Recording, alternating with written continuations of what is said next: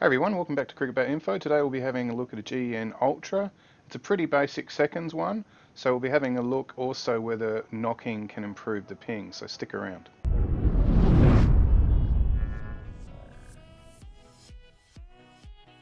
Welcome back to the channel everybody. I've actually purchased another one of these gray-nicolls substandard bats.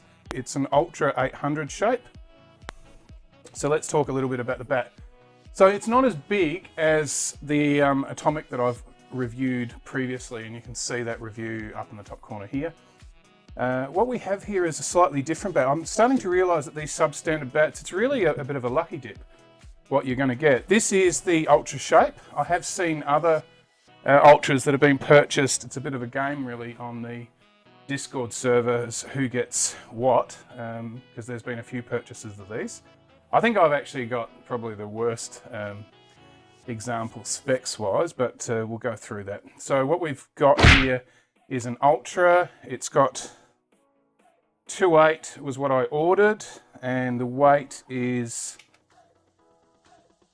it came in 2.81 the other day, and it's 2.8 now, dead. Specs are nothing to really write home about. We've got a 34mm edge. We're going about 10 or 11 mil here, slightly bigger on this side. The toe is okay, it's 26 mil and 22 at the edge there. So you've got a lot of volume sort of for its shape down in this area of the bat. But you can see here there's a lot of concaving that's appearing through here, and there's not a lot of wood. So even though they say this is a mid-profile, I do expect all the performance to be from here onwards and nothing really happening up here. Very much like the Laver Featherlight. So they say these are selected grade 2 willow. You can see here 1, 2, 3, 4, 5, 6 grains. We've got a tiny little bit of speck, a little bit of marbling here, and we've got some sort of knot here that's been filled in. The interesting thing with this one, it doesn't have the substandard anymore. It's got a U, which means it was actually either made or fixed, and that's the thing we can't really work out, whether or not these are actually repairs of other bats that are being resold. This bat doesn't look like it's had any repairs at all. The interesting thing though, it doesn't have the typical gray-nicolls toe guard. This time it's got a green one, which was the power bow, I think. They use those for. It does have the stamping. I do notice a little etching of another stamp here on this side here. As far as the face goes, it's got the full flat face on this bat, and the pressing is on the harder side. Spine peak's just under 60 mil, so it's not a big bat. It's probably what I would call an ideal bat for an intermediate, somebody coming up from juniors into seniors, that sort of style bat. So let's tap it up. You can see there it's got quite a bit of bow there. The Ultra is supposed to have a bow, and you can see quite a exaggerated bow through the blade from the handle. So I know that's not going to impress you. So what we're going to do with this review is we're actually going to knock the bat in and see if knocking is actually going to improve the performance of an otherwise average bat. Let's tap it up and see what it's doing at the moment. So I'll put that in shot. There's no point to compare it to the gray-nicolls. You've all seen that 100 times. So it's hard at the toe. And you can see that in that mid to mid-low position, it's got a little bit of action, and then it just dies pretty much on that shape where I said it would. There's no action really up here. I have noticed, as far as the width of the middle, it's actually it's okay. Like it goes from here to there.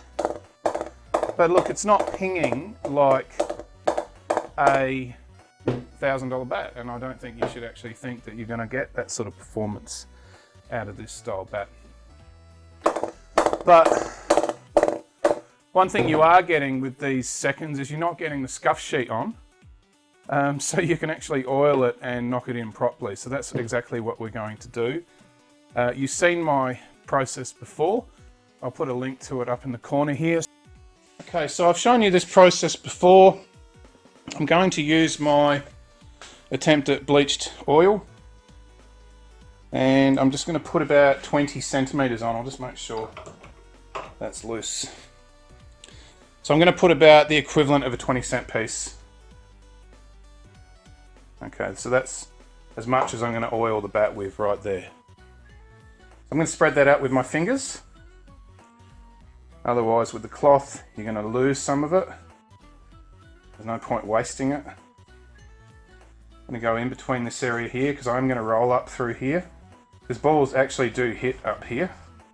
Particularly with those really thin shoulders, I do want to get some extra strength into that area there. You can see that it's just like really caked on at the moment. So I'm going to take that oil around to the edges. I'm going to avoid that stamp, but I'm just going to go around it. And up here. It was 2/8, so it doesn't really matter if we add maybe 1/4 of an ounce with oiling. So there we go. Don't know if up close you can see that second stamp, just silhouette just underneath it there. You can see the tip of the handle there and it going through. Alright, so now for the back, take a little bit more oil from the front and just bring it over the back. Because I personally like a bat that has a little bit of colour. Just be careful once you oil, because obviously the wood softens for a while and then you can easily dent it. So you wouldn't do your knocking in just before you throw it in your kit bag with your helmet. So yeah, hopefully I didn't leave too much oil there. And now I'm going to lay that flat, face up like that, so the oil just sits on it, and let that dry for the next 3 to 4 days at least. I really want that to soften the willow so that when we knock all that exposed timber, we get a really nice indentation and hopefully a tiny little bit more ping out of it. So there you go. Okay, so here we are at the end of the road. This has had the right amount of knocking, I believe. It is a ready press bat, definitely. And I've given it a bit of a polish and some extra tech. Now, did I get the middle to go a little bit better? Let's have a look. So I'm going to tap this up right here in front of you.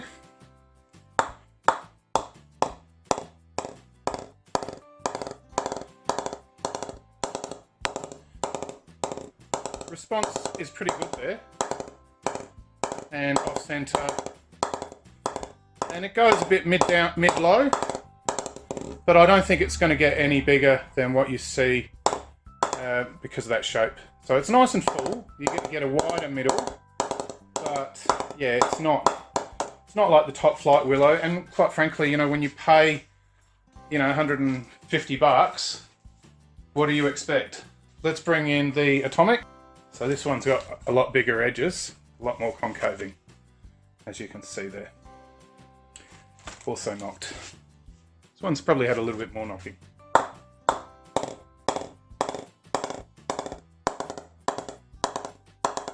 Definitely goes off those blemishes.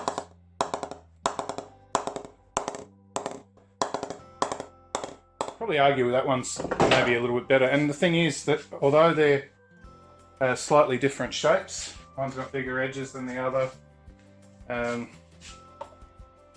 they're the identical weight now. 287. So there you go.